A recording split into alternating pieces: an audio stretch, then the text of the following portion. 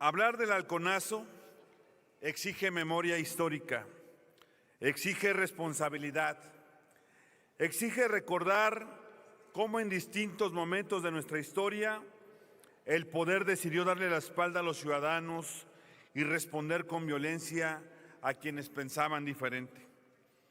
Hablo de 1968, hablo de los movimientos estudiantiles de los años 70, hablo también de Puebla, cuando estudiantes del movimiento universitario popular fueron reprimidos por ejercer su derecho a manifestarse. Y por supuesto, hablo de lo ocurrido hace exactamente 55 años, cuando jóvenes estudiantes salieron a las calles para exigir libertades y encontraron como respuesta la violencia. Hoy recordamos a las víctimas del llamado halconazo, la masacre ocurrida el 10 de junio de 1971, cuando un grupo paramilitar conocido como los Halcones atacó brutalmente a estudiantes en las calles de Ciudad de México.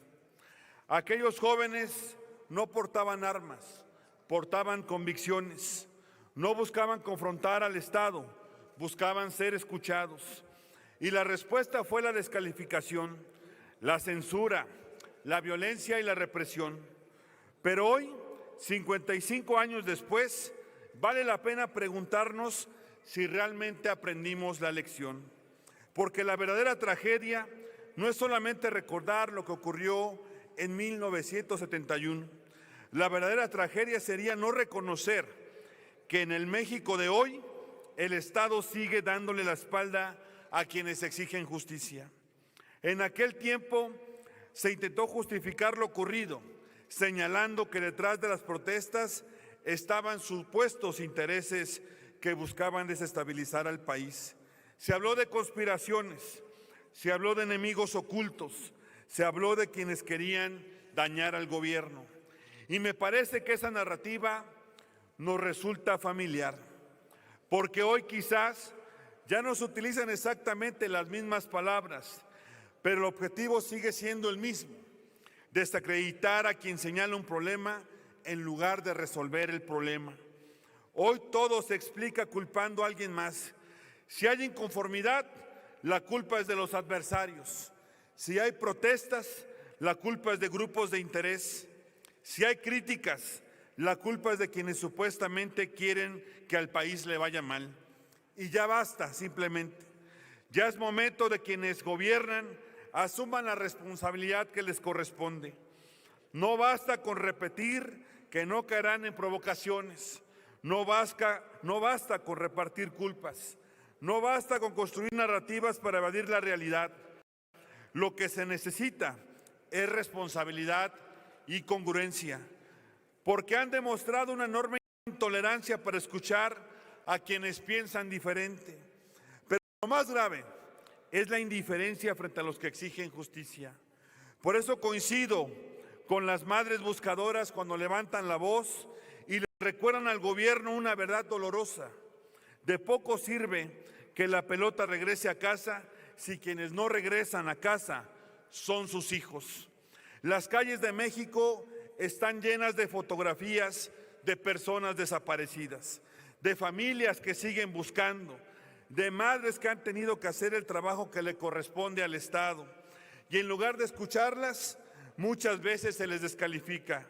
Muchas de ellas han denunciado intentos por minimizar sus demandas, por limitar sus espacios de participación y por ignorar una tragedia que ya supera los 130,000 desaparecidos en nuestro país. Solo falta que también les digan que exigir ayuda internacional es una forma de intervención extranjera. Y mientras tanto, vemos a los transportistas manifestarse porque son víctimas de la violencia y de la extorsión. Vemos a los campesinos exigir condiciones para que el campo no siga muriendo. Vemos a los maestros tener que instalarse durante semanas en la calle para ser escuchados. Y como ya se habrá de quienes intentan decir que todas estas protestas son culpa del pasado, hay una realidad de la que no pueden escapar. Insisto, la responsabilidad de gobernar corresponde a quienes hoy están en el poder. Porque cuando los problemas persisten y nadie responde, cuando las demandas sociales se acumulan y nadie escucha, cuando las víctimas siguen esperando justicia y nadie actúa, el problema ya no es del pasado, el problema ya es del presente, el problema es del oficialismo. En 1971 fueron los halcones. Hoy la indiferencia institucional, antes la represión era visible y brutal, hoy muchas veces se expresa a través de la omisión, del silencio y de la impunidad. Porque cuando asesinan a un transportista en una carretera y no pasa nada, el Estado está fallando. Cuando una madre buscadora pierde la vida mientras intenta encontrar a su hijo y no pasa nada, el Estado vuelve a fallar. Cuando miles de ciudadanos tienen que salir a las calles para exigir algo tan básico como la seguridad y la justicia, el Estado vuelve a fallar. Porque cuando el gobierno deja de escuchar, la represión solo cambia de uniforme. Los estudiantes de 1971, llamados revoltosos, hoy quienes exigen justicia, agua o mejores condiciones para trabajar, también se les intenta descalificar desde el poder. Antes, insisto, les llamaban revoltosos, hoy les llaman adversarios, pero el objetivo sigue siendo el mismo, no escucharlos.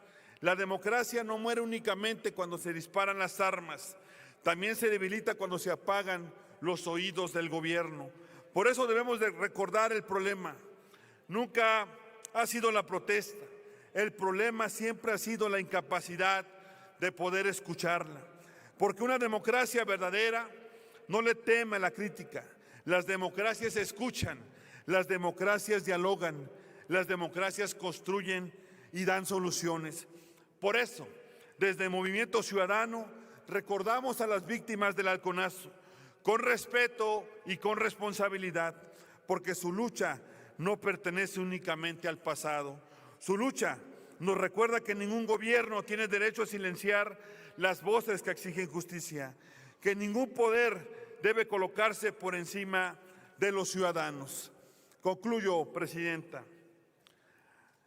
A las víctimas del halconazo, nuestro recuerdo permanente. A su lucha, siempre nuestro reconocimiento. Y a la democracia, nuestra defensa irrenunciable. Ni perdono ni olvido. Es cuanto, Presidenta. Muchas gracias.